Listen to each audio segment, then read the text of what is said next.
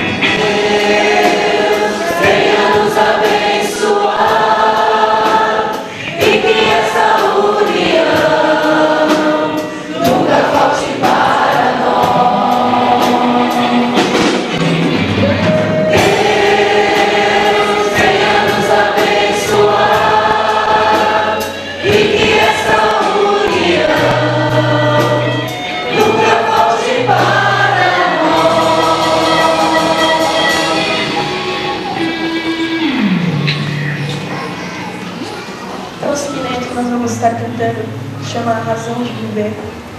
Estamos falando de Jesus Cristo, a nossa única razão de viver, a razão de nós estarmos aqui esta noite, estarmos louvando Ele nesse momento. E sem o amor dele, sem a compaixão dele, todo o amor que ele teve em vir à terra como homem, morrer na cruz por nós, não seríamos nada hoje. Sem esse amor imenso que ele tem por nós.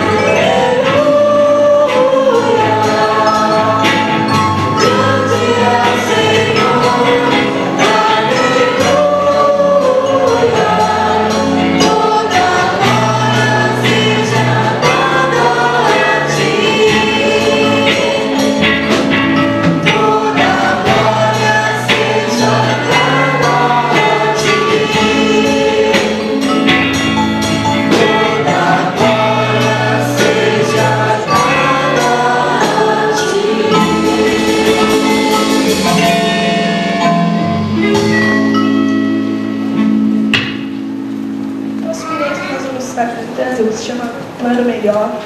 A gente não cantou esse livro aqui, vai ser a primeira vez. Então a gente gostaria de hoje estar ensinando para vocês, apesar de já ter. A gente sabe que tem várias pessoas que já conhecem esse livro. A gente vai estar ensinando hoje. E nos domingos próximos, assim, quando possível, a gente vai estar repetindo para todo mundo aprender mesmo. Esse evento é um evento assim, que fala de espera, fala de confiança. Assim, parando para pensar, a maioria das vezes que a gente está com um problema, com alguma dificuldade, a primeira coisa que a gente faz é se desesperar, é ficar desorientado, a gente às vezes não sabe o que fazer. Mas nessas horas a gente esquece que nós temos um Pai, nós temos um Deus que está sempre pronto a nos amparar. Não importa onde nós estejamos, o caminho que nós estivermos, Ele vai estar ali com a gente. Então é só esperar acontecer mesmo. é só esperar e deixar a vontade de Deus se manifestar na nossa vida, que com certeza vai ser o melhor para nós, porque Ele é um Pai amoroso, Ele só quer o nosso bem, é só a gente confiar e deixar acontecer.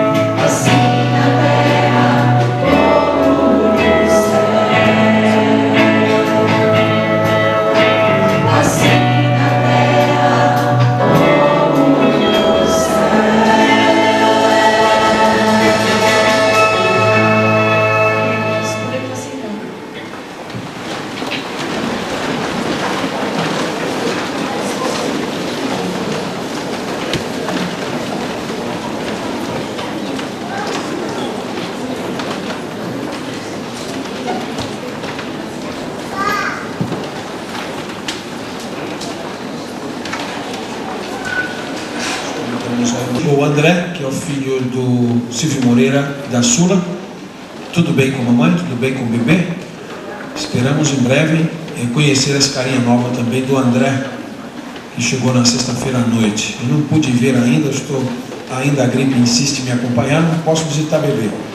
Estou com medo de passar isso para eles. Nós vamos então agora conhecer uma carinha nova hoje aqui.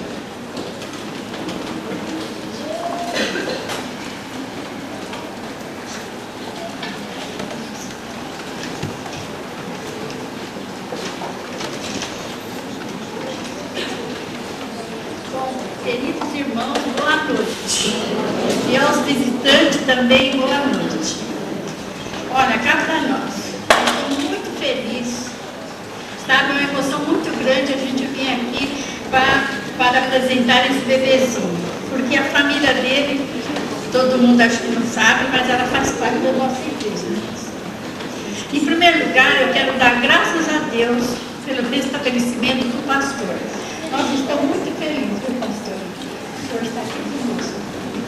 O senhor faz muita falta. O senhor é muito caro para nós.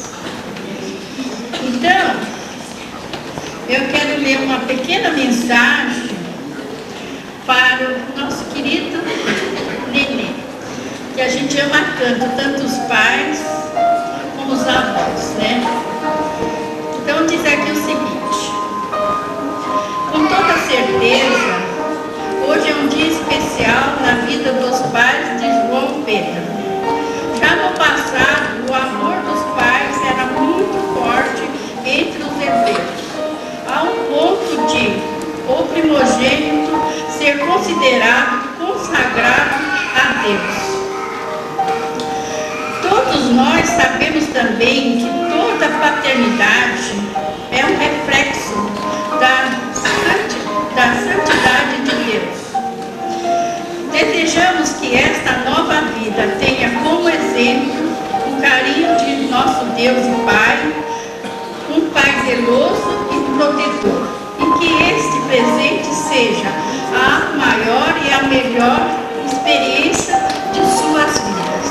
Então eu convido agora os pais de João Pedro, juntamente com seus familiares, tias e tias, avó e bisavós.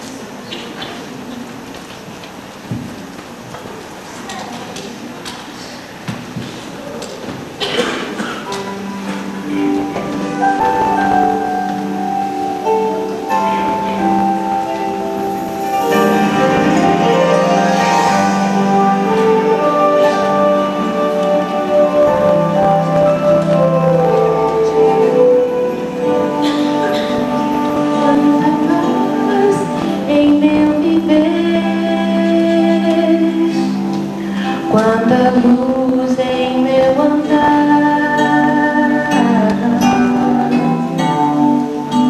suave brisa sopra sobre mim e tranquila você está. Se acaso o sol se escurece, negras nuvens vêm me envolver. Em meio à tempestade eu posso sentir calma e a razão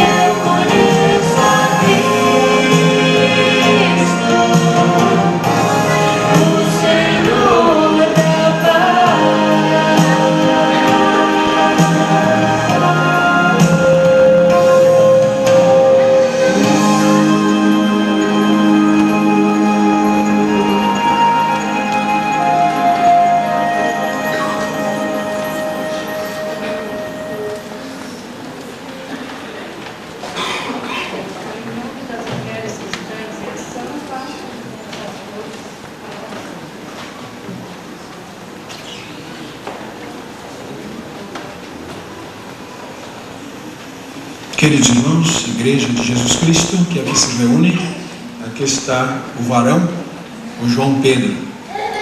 Eu não tive até hoje o privilégio de ser avô ainda, mas estou experimentando quase isso. Eu sou tio-avô, então é uma emoção quase igual, né? Então este é o mais novo membro da família, é um privilégio para nós recebê-lo. Tenho certeza que a igreja se sente feliz por se ver assim enriquecida, não é, com a chegada do João Pedro. E eu, como tio-avô dele, pastor dele, primeiro pastor dele, desejo que ele tenha o coração amoroso de João. O caráter dele se traduza na ternura, no amor, na sensibilidade de João. Mas que ele seja um homem de convicções como Pedro, convicções fortes. Um homem forte como Pedro foi. E se ele refletir na vida o amor de João e a firmeza de Pedro, será uma bênção nas mãos de Deus. Nada adianta o amor sem a firmeza. De nada vale a firmeza sem o amor. João Pedro, que você seja nas mãos de Deus amor e firmeza para a glória dele. Vamos orar. Nosso Deus, nosso Pai, sempre nos emociona esse momento, porque uma criança traz tantas possibilidades, é uma promessa tão grandiosa quanto o tempo. Uma criança é uma possibilidade que nós não podemos nem mesmo imaginar, nem mesmo calcular o que pode representar uma criança que vem ao mundo nas mãos de Deus. Nós nos alegramos ao olhar para trás e vermos o que tu fizeste com homens e mulheres do passado em tuas mãos. E nos alegramos com o que tu fazes hoje com homens e mulheres em tuas mãos. E por isso a nossa alegria é muito grande de confiar a vida, o futuro e o ministério do João Pedro nessas mãos que sabem como ninguém cinzelar um caráter, formar uma personalidade, formar um homem, formar uma mulher de verdade. Rogamos-te que faças do João Pedro um instrumento de tua paz, um homem de Deus, amoroso como João, firme nas suas convicções como Pedro, e tudo isto a serviço de Jesus. Que o João Pedro encontre nos seus pais os primeiros modelos, encontre na igreja o ambiente, a atmosfera favoráveis para o seu desenvolvimento espiritual. Que possamos vê-lo ao longo dos anos crescendo, lindo como está agora, saudável como está agora, exuberante de promessas como está agora, que ele possa se desenvolver e crescer em estatura, sabedoria e graça diante de Deus e diante dos homens. Para tanto, seus pais e todos nós contamos com tua ajuda e com tua bênção, sem o que somos incapazes de dar aos nossos filhos a educação que eles precisam. Nós te agradecemos porque podemos contar contigo, teu Espírito Santo e tua palavra na formação dos nossos filhos. Nós oramos agradecidos por esta vida, em nome de Jesus, nosso Salvador. Amém. Beijo.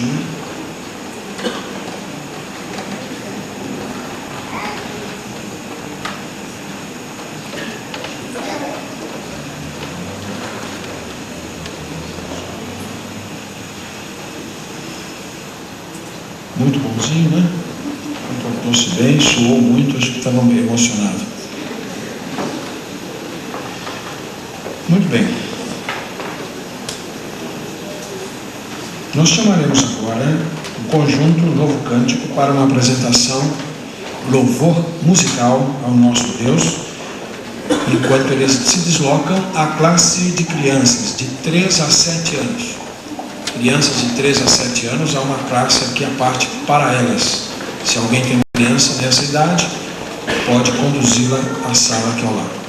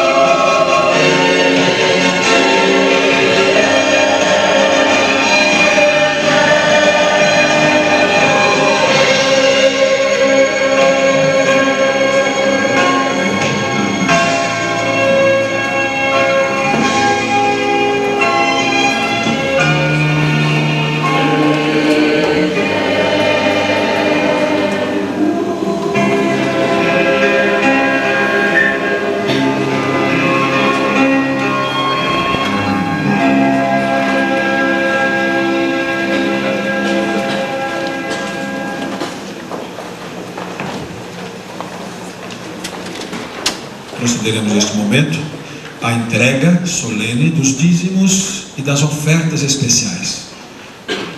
Este momento da igreja para os membros desta igreja. Guardamos que os diáconos se posicionem para que nós possamos dar esta oportunidade de adoração a Deus com o ato da oferta.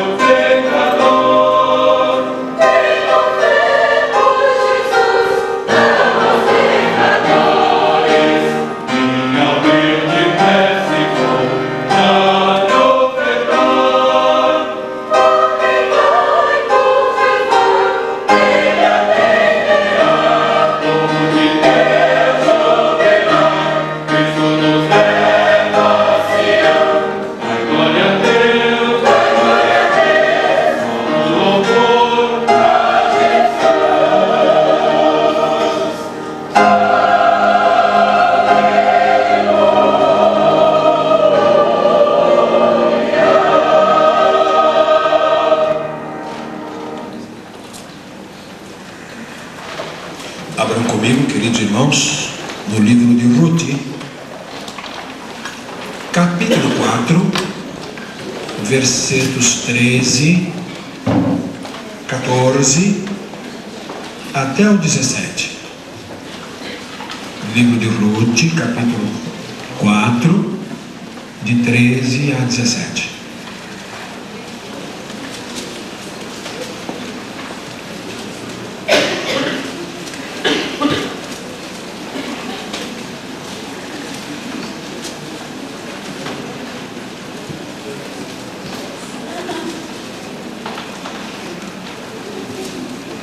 Assim tomou Boaz a Ruth, e ela lhe foi por mulher. E ele entrou a ela, e o Senhor lhe deu conceição, e ela teve um filho. Então as mulheres disseram a Noemi: bendito seja o Senhor, que não deixou hoje de te dar remidor. Seja o seu nome afamado em Israel. Ele te será recriador da alma e conservará a tua velhice, pois tua nora que te ama o teve, e ela te é melhor do que 7 filhos. E Noemi tomou o filho e o pôs no seu regaço, e foi sua ama. E as vizinhas lhe deram um nome, dizendo: a Noemi nasceu um filho, e chamaram o seu nome Obed. Este é o pai de Jessé, pai de Davi.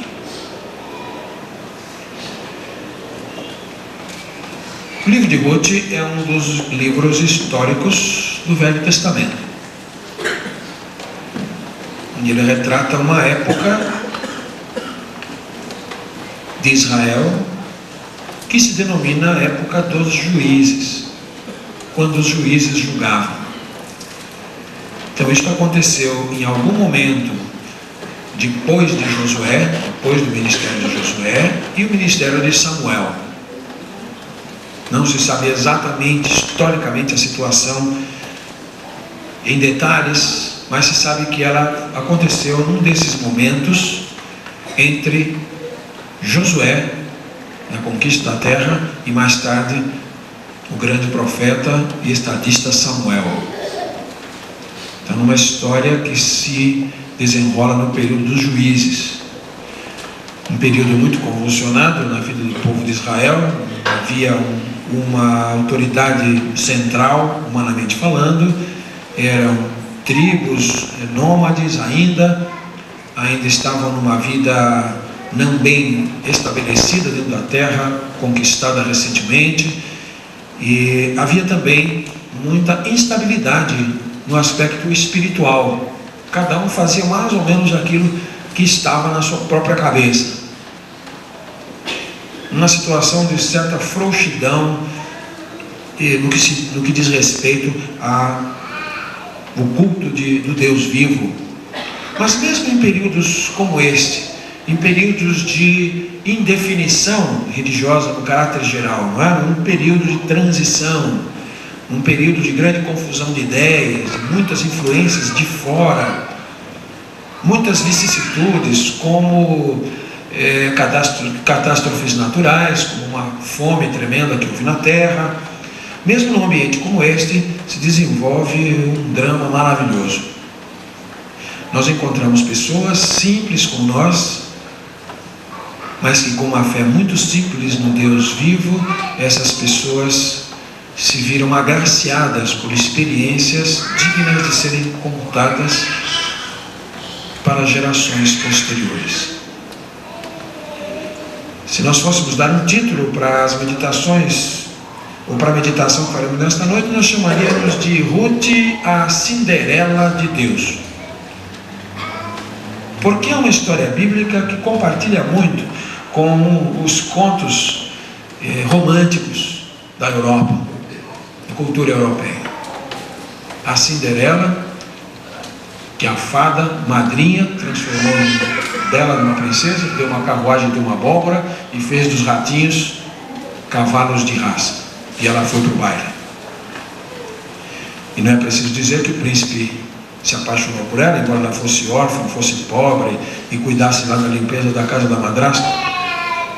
O príncipe se apaixonou perdidamente por ela, mas não deu tempo de fazer a declaração, porque meia-noite acabava o encanto. E ela precisava voltar então para o seu borralho, para o seu fogão. E ela foge apressadamente e perde o sapatinho de cristal na festa. E o príncipe começa a procurar, manda procurar a moça em cujo pé coubesse o sapatinho de cristal. E toda a história se desenvolve em experimentar em cada moça solteira do reino o bendito sapatinho. E o sapatinho se encaixa em Cinderela, né? Por mais inesperadamente que acontecesse, era a última pessoa a ser procurada no fundo de uma casa onde ela era uma verdadeira escrava. E aí a história termina em que eles se casaram e foram felizes para sempre.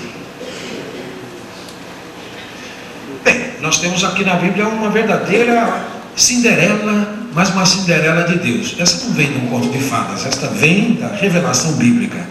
Essa não vem de uma história imaginosa, cheia de cifradas, não é? Com diversos símbolos. Ela vem na sua simplicidade, ela vem na sua singeleza, mostrar o que significa uma fé viva no Deus vivo. A Cinderela de Deus nos mostra que a vida pode ser plena de circunstâncias muito inesperadas. Podemos ser apanhados nas engrenagens do inesperado. Em qualquer momento, por algumas coisas tão simples, a nossa vida se vê colocada de cabeça para baixo. O pastor Ricardo Gondim, num dos seus livros, conta que ele esteve fazendo um congresso, participando de um congresso em Fortaleza, no Ceará, e ele estava almoçando num dos restaurantes, uns bons restaurantes da cidade de Fortaleza, e ali o dono do restaurante, até com sotaque francês, conversando com ele, fez muita amizade com eles, esse homem começou a contar a sua história, né? Ele disse: olha, a minha vida é um romance, porque eu fui criado na Suíça, filho único, meus pais suíços, e um dia, de repente, eu fui surpreendido com uma ligação telefônica que os meus pais faleceram num acidente de automóvel. Foi uma coisa muito dolorosa, porque sendo eu o filho único, eu precisei comparecer para identificar os corpos, eu precisei tomar todas as providências, e aquilo foi uma coisa que evidentemente mudou a minha vida por completo. Mas mais surpresas estavam presentes ainda no advento dessa tragédia doméstica, quando me foi apresentado um envelope, por um oficial da justiça me apresentou um envelope fechado, e nesse envelope estava um testamento. Eu abri as páginas deste envelope e examinar o que estava ali, a última vontade dos meus pais, eu descobri duas coisas. Primeiro, eu descobri que havia herdado uma pequena fortuna. E a segunda coisa que eu descobri, que eu não era filho natural dos meus pais. Eles haviam me adotado como seu filho e me criado como seu filho. Eles nunca disseram para mim nada a respeito disso. Para mim, eu era filho, carne e sangue deles. Eu descobri outra coisa, que eu não era nascido na Suíça. Eu descobri que eu era nascido no Brasil. E estava lá o lugar que eu nasci. Eu tinha nascido na Bahia. E, em vez de suíço, eu era baiano. Então ele disse que apanhou um avião. Uma das primeiras coisas que ele fez, ele quis conhecer a terra dele, né? Ele quis conhecer a Bahia, e ele fez uma viagem, ele veio, conheceu a Bahia e apaixonou-se pelo Nordeste, e ele se estabeleceu ali como um empresário, montou seus restaurantes, e nesse momento ele estava instalado lá em Fortaleza. Que história tremenda, não é? História interessante, como a vida de uma pessoa comum, um jovem comum, lá na Europa, primeiro mundo, não é? Uma situação toda diferente. De repente um telefonema vai mudar completamente os contornos dessa vida. Eu creio que mais ou menos o que acontece na vida de Ruth, Noemi e Boaz vai na direção de uma história dessa natureza, não é? Eles são pegos, Noemi, o marido, os filhos, as noras, e mais tarde o candidato a casamento da viúva, da nora que ficou viúva. Eles são pegos nessa roda das circunstâncias da vida e de repente se arma toda uma trama que parece um teatro, mas é vida de verdade. Noemi e o marido haviam emigrado, saíram de Israel, certamente uma fome muito grande, não estava dando a possibilidade de uma subsistência condigna para a família, e o marido e a mulher e os 2 filhos saem e vão para Moabe, que é um país vizinho. Nessa ida para lá, os filhos se casam com mulheres moabitas, mulheres do lugar, e pouco tempo depois o marido de Noemi falece lá naquele novo país, e pouco tempo depois os 2 filhos também morrem e ficam 3 viúvas. Noemi, que saiu de Israel e foi para Moabe, as 2 noras que perdem os filhos, e Noemi resolve então voltar de novo para Israel, e ela despede as meninas. Ela chama as 2 noras, Orfa e Ruth, e diz: olha, eu não tenho mais filho para vocês, e mesmo que eu ainda tivesse filhos, não dá para vocês esperar que eles cresçam, e vocês não vão, vocês são jovens ainda, têm a vida pela frente, não é justo que vocês atrelem a sua vida a um passado, não é? Então vocês voltem, comecem a vida de novo. Ela insistiu muito, e Orfa aceita a sugestão, beija a sua sogra e volta para a sua parentela. Mas Ruth se apegou muito à sua sogra e recusou-se terminantemente de abandoná-la, e disse: não, só a morte vai nos separar de ti. Evidentemente que nas entrelinhas da história está o convencimento de Ruth a respeito do Deus de Noemi. Esse convívio de Ruth com a sogra, convite com esses rapazes, evidentemente servos de Deus, tementes a Deus, instilou no seu coração uma fé verdadeira, uma fé autêntica no Deus de Israel, o Deus vivo. E essa integração, essa fé comum, essa descoberta do Deus vivo, isso fez um laço de comunhão entranhável entre as 2. Um laço tão forte, porque o laço espiritual é evidentemente o laço mais significativo, o laço mais forte que pode unir as pessoas. Os homens na sociedade se unem por muitas razões, mas todas elas são razões muito fluidas, todas elas são razões muito condicionadas por diversos fatores. Porém, o laço espiritual é o laço verdadeiro. O laço espiritual é o laço permanente. O laço espiritual é aquele que resiste a todas as tensões e a todas as pressões. O laço espiritual, ao contrário dos outros, a tendência dele é robustecer-se. O laço espiritual tem como tendência a fortalecer-se. Então, pessoas que estão verdadeiramente ligadas pela vinculação espiritual são pessoas que podem presumir do amanhã. As pessoas podem acreditar no amanhã. Elas podem ter estabilidade, porque elas sabem que tudo pode mudar. Mas a vinculação espiritual, a relação espiritual, primeiro horizontal do homem com Deus, e em consequência disso, vertical do homem com Deus, e segundo, horizontal do homem com outro que crê. São laços indissolúveis, que nem o tempo, nem o espaço, nem as circunstâncias podem dissolver. Então ela faz questão de voltar, e ela evidentemente volta para Israel com Noemi. Noemi vem entristecida, evidentemente, e ao voltar tem que começar uma vida do nada. Na propriedade que eles haviam deixado, alguém assumiu a sua posse. Para tê-la de volta, algum parente de boa vontade que tivesse dinheiro precisaria remir essa propriedade, precisaria comprar essa propriedade e devolvê-la para Noemi, porque ela não tinha condições nenhumas de readquirir a sua propriedade. Então, evidentemente, tudo indicava uma situação de caridade pública, indicava uma situação de desassistência completa, porque não havia NPS, não havia nenhum regime que pudesse garantir certa base para sobreviver. Então a perspectiva era de mendicância, a perspectiva era de uma vida de dependência direta da caridade. E então Ruth, sendo jovem, ela vai para os campos para colher o que fica das colheitas. A lei estabelece que quando os judeus colhessem alguma coisa e caísse algum fardo e tinha que deixar um canto para o pobre, então era normal que em toda a roça, toda a colheita, havia ali coisas que tinham que ficar mesmo, porque Deus mandava que ficasse para as pessoas que precisavam.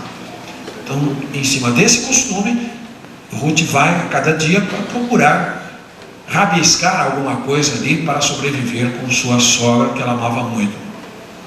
E é nesse ambiente de busca dessas coisas que sobram que Boaz conhece Ruth e se interessa tremendamente por ela. Evidentemente o caráter, evidentemente a postura espiritual de Ruth sobrelevava a sua beleza.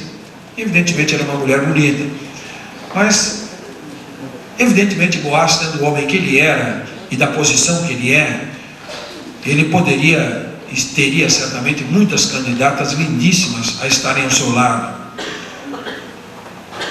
E Ruth, além de tudo, era pobre, então evidentemente não havia chance nenhuma pelos caminhos normais de que alguma coisa diferente ocorresse. Mas a beleza de Ruth era uma beleza diferente, era uma beleza que se sobrelevava à beleza física. Então a beleza física era sublinhada pela espiritualidade. Porque existem rostos bonitos, mas mentes vazias. Existem peles lisas e olhares lânguidos, mas existem corações materialistas, insensíveis, rancorosos, temperamentos difíceis de tratar, gênios intratáveis. Então uma pessoa pode ter uma aparência muito bonita, mas que esconde realmente um temperamento intratável, não? Uma pessoa rixosa. Isso para o homem e para a mulher. Evidentemente a aparência física é a primeira coisa que nos chama a atenção, mas ninguém pode viver disso. Ninguém pode viver de um rosto bonito, de uma estampa simpática. Nós temos que conviver com a pessoa que mora dentro desse corpo. Então é aí que aparece a verdadeira beleza, aquilo que realmente faz base para que nós sejamos felizes ao lado de alguém, possamos fazer alguém feliz. E Boaz é um homem temente a Deus, e ele logo descobre uma identidade espiritual com aquela mulher que o perturba no bom sentido. Para encurtar a história, Ruth depois é orientada pela sogra como proceder, porque ele começa a lhe fazer a corte, ele começa a dar muita atenção, e a sogra percebe esse interesse, orienta como deveria agir certinho, e ela faz exatamente como a sogra orienta, dentro dos padrões certinhos de abordagem, de aproximação. E finalmente Boaz se oferece para comprar a propriedade, e quando fizesse isso, tudo que pertencia ao marido de Noemi seria dele. Ele ficaria como cabeça da família, e assim sendo, ele ganha o direito de devolver a propriedade para Noemi, e ele desposa Ruth, e desse casamento, não só Noemi é resgatada de toda aquela infelicidade que passou na vida, como o nome dela é eternizado na Bíblia, ficando o nome de Noemi, Ruth e Boaz ligados pela genealogia ao nome de Jesus Cristo. Então, na linhagem de Noemi, Ruth e Boaz e Obed, nascem mais tarde Jessé, e depois o rei Davi, de cuja linhagem nasce Jesus Cristo. Eles estão então na genealogia de Jesus Cristo. Coisa surpreendente para uma mulher moabita, fora de Israel. Seu povo não conhecia Deus, sem perspectiva alguma de esperar qualquer coisa da vida, a não ser aquela rotina do dia a dia e depois morrer. Quero tirar daqui, meus queridos irmãos, algumas atitudes que podemos tomar nas circunstâncias da vida. A primeira atitude que nós aprendemos com esta linda história de amor e de fé é que, se as circunstâncias gerais são adversas, nós devemos olhar para as coisas mínimas. Então, essa é a primeira atitude que Deus espera, é a primeira atitude que nós, como crentes, devemos assumir diante das circunstâncias gerais da vida. Então, as circunstâncias gerais da vida não podem ser controladas por nós. Cedo ou tarde nós vamos perceber que as coisas não estão assim tão no nosso controle como nós imaginamos. Aparentemente tudo está tão certinho, funcionando como um relógio, parece que nós estamos regendo a orquestra da vida. Mas vamos descobrir cedo ou tarde que, evidentemente, as circunstâncias gerais escapam completamente do nosso controle. E quando isso acontece, pode acontecer uma atitude de puro desespero. A pessoa pode entrar numa espiral de pânico. A pessoa pode entrar num desencorajamento, num estresse. A pessoa pode entrar numa espiral de desencorajamento que pode até levá-la a uma enfermidade física, inclusive. Então, a capacidade de olharmos para as pequenas coisas que às vezes deixamos passar. Então, se as circunstâncias gerais são adversas, a atitude que Deus espera e que a Bíblia ensina do crente: olhe para as coisas pequenas.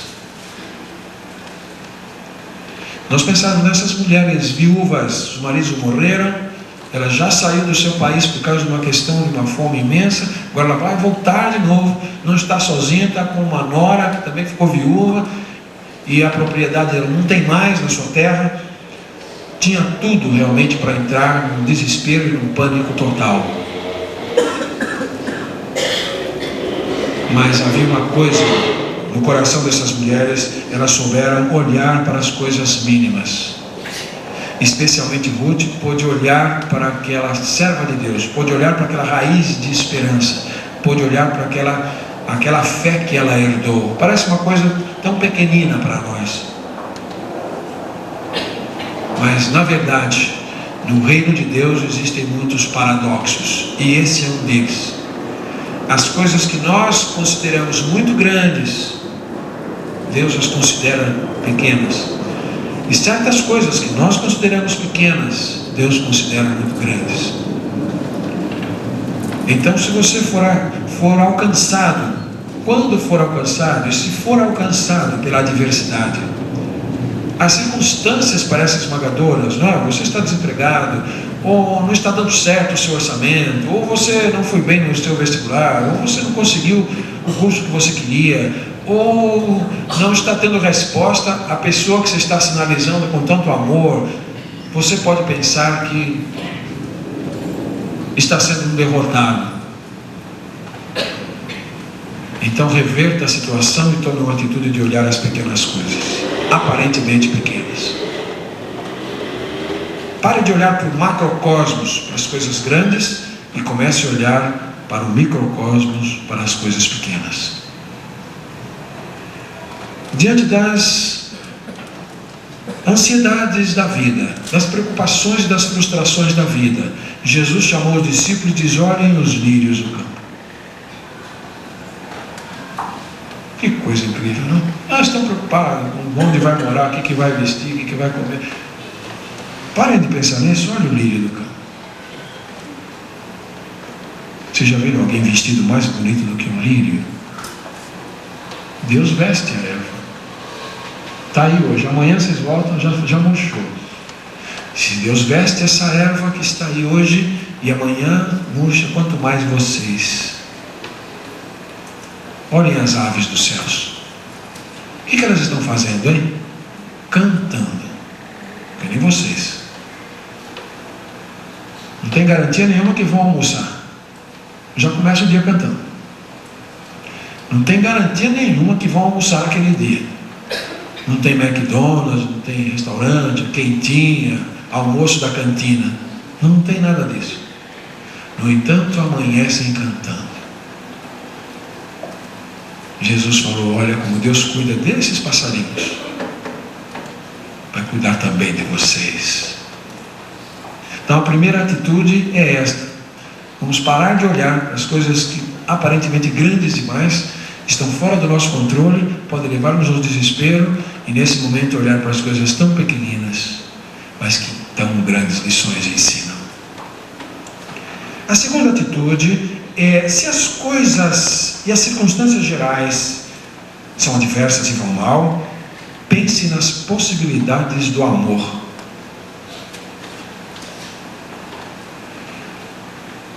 A única coisa que ligou Ruth e Noemi foi um amor verdadeiro,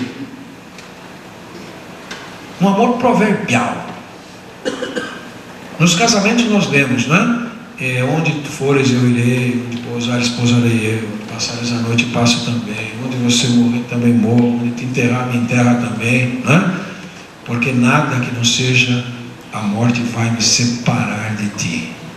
E nós lemos isso num casamento, só que isso foi dito de uma mulher para outra, e pior ainda, de uma nora para uma sogra. Então nós lemos no casamento fora de contexto, não é isso? Ela apostou só nisso.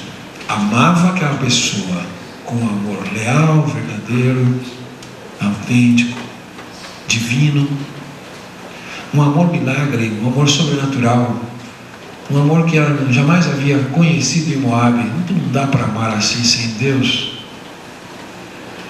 Então ela apostou tudo nisso, sem imaginar as possibilidades onde esse amor levaria.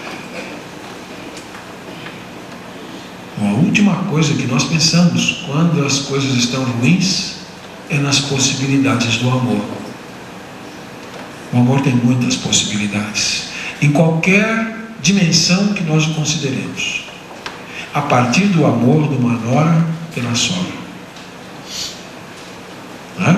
Se é possível um amor assim, da nora para a sogra, não há mais limite nenhum para ninguém amar.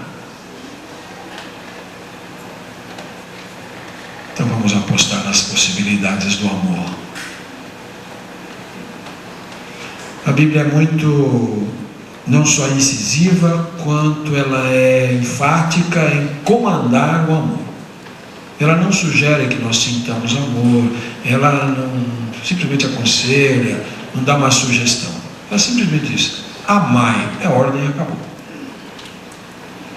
Não manda sentir amor. Ela não diz: olha, que vocês sintam amor uns pelos outros. Não, diz: amai. A Bíblia é dessa ordem de tal maneira que nós imaginamos: mas será que é tão automático assim? Parece que é tão complicado amar, né? Depende de tanta coisinha, e nós fazemos um caldeirão de condições para que ele exista, e quando ele vem a existir, nós começamos a fazer, querendo desfolhar a margarida, bem me quer, mal me quer, até não sobrar mais nada. Mas a Bíblia descomplica de tal maneira que ela simplesmente manda.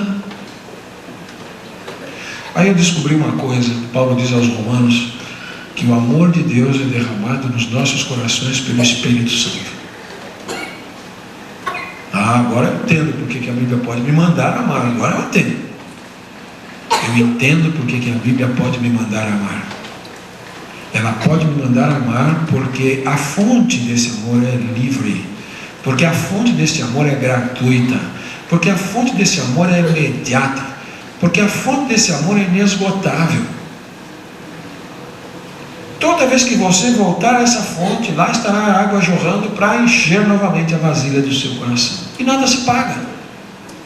É água que jorra dia e noite, eternidade a eternidade, aos borbotões, vagas e vagas do amor de Deus, projetados na nossa direção. O que precisamos apenas é apresentar os vasilhames dos nossos corações vazios para Deus encher. Vamos apostar na possibilidade do amor. Você que está solteiro hoje, aposta na possibilidade do amor. Comece a pedir a Deus um amor como Deus deu a Ruth. Ela não esperava, ela foi trabalhar na roça. Quem é que espera arrumar namorado na roça? É difícil. Espera arrumar namorado no shopping, né? Beleza, se veste bem, se emboneca toda, né? E vamos para o shopping. Mas arrumar amor na roça, não dá para passar perfume para trabalhar na roça. Não dá para pôr roupa bonita. Não dá para ir na cabeleireira. Não dá para fazer maquiagem. Não precisa ir no spa, não dá tempo. Então, nas circunstâncias mais inesperadas, Deus prepara o amor para você. Se você deseja realmente viver um amor de verdade, Deus deseja que você viva. Então, o seu desejo de viver um amor de verdade, com amor, o desejo de Deus que você viva um amor de verdade, você vai viver um amor de verdade. Pode acontecer nas circunstâncias mais adversas. Eu conheço uma moça que conseguiu um amor, um bom marido, quando foi ensaiar no coro.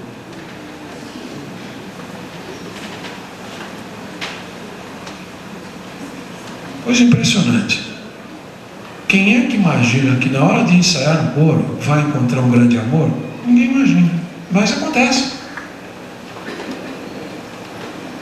Porque quando nós cuidamos do interesse de Deus, Deus cuida do nosso.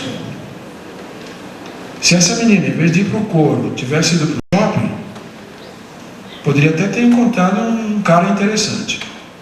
Mas igual que ela encontrou na igreja, não ia encontrar não. Então acredite nas possibilidades do amor, em todos os aspectos. Nós vivemos dia a dia desafiados por muitos conflitos, desentendimentos, incompreensões, sabe? Traumas difíceis.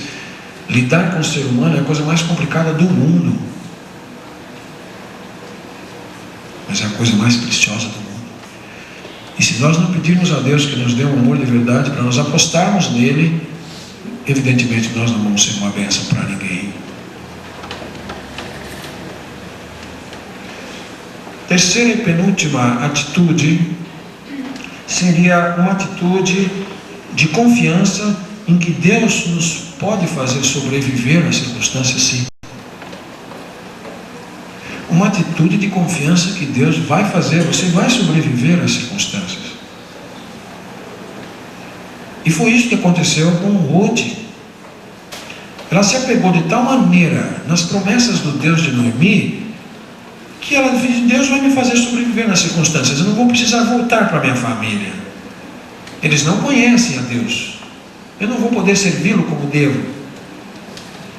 Então eu vou apostar tudo nesse Deus, porque eu vou sobreviver às circunstâncias. Deus vai me fazer sobreviver às circunstâncias. Então, é um exercício que tem sido uma bênção na minha vida. Quando eu estou passando alguma dificuldade muito grande, uma tensão muito grande, eu me volto para mim mesmo e digo: Senhor, eu vou sobreviver. Então vem uma calma gostosa, Deus derrama um alento tão gostoso. E eu vou dizer: a dor que eu sinto hoje, amanhã ela vai ser um pouco menor. Daqui 2 dias menor ainda. E eu fico pensando, e as circunstâncias que eu passei lá atrás, que eu até já esqueci. Eu me aborreci tanto, eu sofri tanto, eu me acabei tanto por aquilo. Hoje eu nem lembro mais o que aconteceu.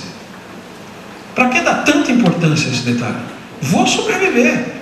Então, querido, Deus vai fazer você sobreviver ao que você está passando.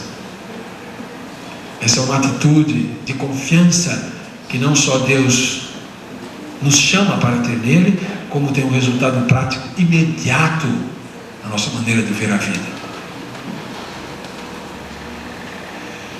E finalmente, uma atitude de confiança de que Deus pode nos dar a vitória das maneiras mais inesperadas. Então, uma atitude de confiança que Deus pode nos dar a vitória da maneira mais inesperada. Nós não raro imaginamos que as nossas vitórias virão por êxito, ou nos estudos, ou êxito na carreira, ou conseguirmos metas para aumentar o nosso patrimônio. Nós imaginamos que se as coisas acontecerem assim, daquele outro jeito, aí sim vai dar certo. Só que nosso Deus, os caminhos do nosso Deus são diversos do nosso. então Ele tem uma maneira inesperada de você alcançar vitórias no que você está passando nesse momento. É um filho que está doente? É uma atitude de conflito, de gerações, conflito em casa. O que é que está se passando? Você pode estar certo de que Deus pode dar a vitória para você nas formas mais inesperadas. Não raro, esse momento difícil, esse preço que você está pagando agora, é o caminho pelo qual Deus conduz você à vitória. Nós pensamos que o caminho da vitória é um caminho muito atapetado, é um caminho onde tudo dá certo, não é? É como as crianças que entram no casamento jogando rosas no caminho dos noivos, não é? Não jogam nem um espinho, ainda bem, mas os espinhos vão aparecer também. E o nosso caminho não tem só essas pétalas cheirosas, tem os espinhos também. Mas é bom saber que da maneira mais inesperada, Deus pode transformar aquela experiência numa verdadeira vitória. Quem podia imaginar voltar para Israel para mendigar? Perspectiva de coisa nenhuma chance de competir para arrumar marido naquela circunstância. Não, uma mulher que não pode se arrumar, não pode comprar um vestido novo, tem que trabalhar na roça todo dia, não pode fazer unha. Como é que vai arrumar marido? Não. Perspectiva é viuvez para sempre e catar as coisas na rua ou na roça enquanto tem forças e depois esperar morrer. Mas foi esse o caminho da roça, o caminho do trabalho, o caminho da humilhação aparente, que estava a vitória de Ruth. Nesse caminho estava Boaz. E se ela não andasse nesse caminho, não encontraria com ele.